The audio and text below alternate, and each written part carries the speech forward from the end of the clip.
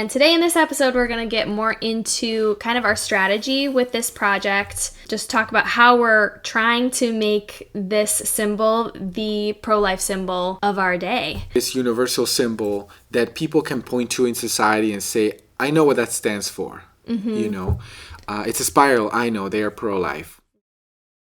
Hello.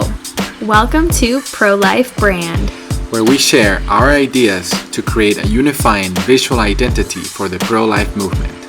This is Kate Yep, along with my husband, Kai Yep. And our baby too. Thanks for tuning in again to ProLife Brand. If you missed our first episode, go back and watch that one first. We talk more about who we are and more in detail about ProLife Brand and the symbol that we've created. And so just to refresh, my name is Kate. This is my husband, Kai. We've been married for 5 years.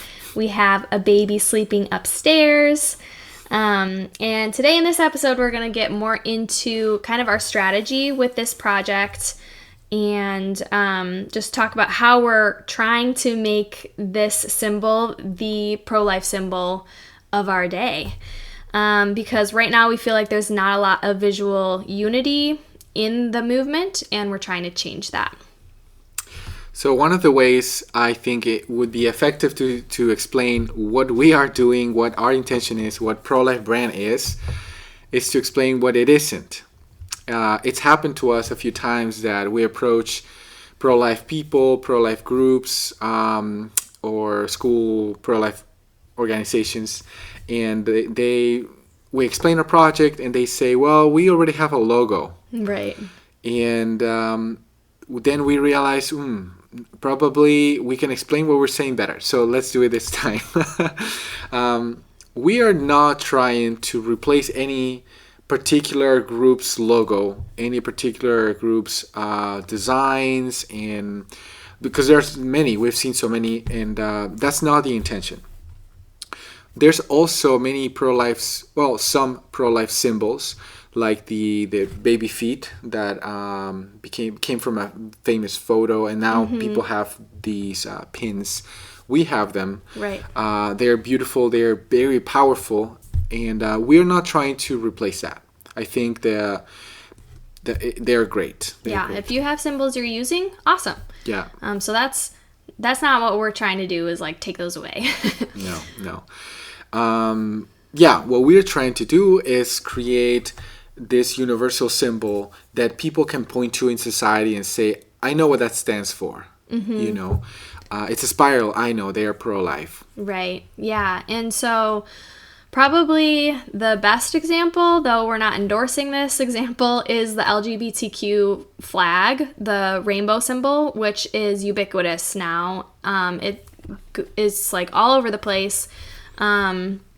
And people see that, and even company logos will change to be like the rainbow flag. And so that is what we're trying to get to with our project in the sense of wanting it to be so well known that people adopt it as their own, that companies will take it as their own and show the spiral, and people will know that they're pro-life. Yeah, and that's we can get into the weeds of the design probably in a further episode, but to that example, how they incorporate a symbol into their logos, going back to what we said, we don't try to change anybody's symbols or logos. When a symbol is simple and flexible enough, it can be incorporated in many ways, in a very organic way, by the colors, by the shape, in very creative ways as well. So that's kind of the idea behind this. Yeah, people can take it and make it their own. That's what we want to do. Yes. So what does that mean exactly? How are we going to accomplish this whole idea? I don't think there's a blueprint out there for this. We see the final outcome, like in the example that we gave, but it is hard to pinpoint how exactly this happens and what the steps should be. So in that way, how are we going to accomplish this? We don't know exactly. I don't think there's a straight path, but we have some ideas based on what we have seen. One of the main things that we want to do with the designs is make them available for anybody who wants to use them as a pro-life, to promote the pro-life cause. So for that reason, if you go to our website, prolifebrand.com/download, you will find the designs there to download for free.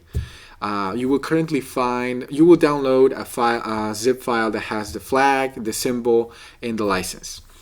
The license is a Creative Commons license, which is basically open source. You will be allowed to download, use, modify, and even sell the design. So if you print a t-shirt with the designs, you can sell them, and that's fine. We actually encourage you, if you're creative and you want to use it and modify it, and that's actually one of the things we're planning on doing moving forward, is creating a group of designers to expand the brand. Making it collaborative. I actually have some friends from Costa Rica who are good designers, who are very interested in the project, who are already thinking of how do we make these like Instagram stickers and stuff like that. And we love that. Yeah, that's the whole idea. So yeah, you can use the designs commercially. We'll keep adding designs. So we have a few that are not there yet, stickers and things like that we want to gauge interest. And once we see that that's a great design, boom, we put it in there. You can download it, and wherever you are, you can use it. We have recommended guidelines for how to design. We'll get into those specifics later, but the idea is that everything should be available for free to anybody who wants to join us in this project, and even commercially. Mm-hmm. Yeah, so we're trying to use this sort of bottom-up approach rather than a top-down approach. And the way we're kind of doing that right now is talking with people. Word of mouth is powerful. So we have been sharing about ProLife brand in our local community. We've been working with churches in the area, parishes. We are a part of a ProLife group at our parish. I volunteer at a local pregnancy resource center. And so we're just sharing our idea with the people we encounter, and trying to connect with those local groups. And then we also have a social media presence. So we're on Instagram, TikTok, Facebook, and now YouTube. And YouTube. Yeah, and so we are trying to get the word out there, doing different reels and trying to make it fun. And then we also have a store, which you'll see in our reels. I post about our stickers sometimes. So we have stickers, bumper stickers, flags, and yard signs, and hoping to expand to apparel really soon. And we thought stickers were a great idea because our target audience, I guess you could say, is kind of like the younger crowd, where the energy is in the pro-life movement right now in this post-Roe generation. And so we think young people are into stickers. And we like how visible they are. I have a sticker on my water bottle right now. We have the same one, but we have lots of options in our online store. Well, there's this one in the iPad. There's a flag. There you go. And our proceeds will be going to pregnancy resource centers local to West Michigan, where we are right now, but we are hoping to expand as we grow. So that's what we've got going on there.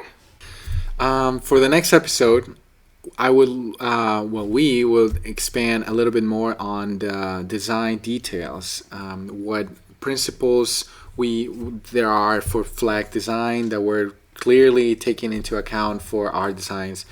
The structure of the spiral, the meaning behind the colors, and a few other details. All about the design system that he's thought very carefully so about. If you're a design nerd like me, check out the next episode.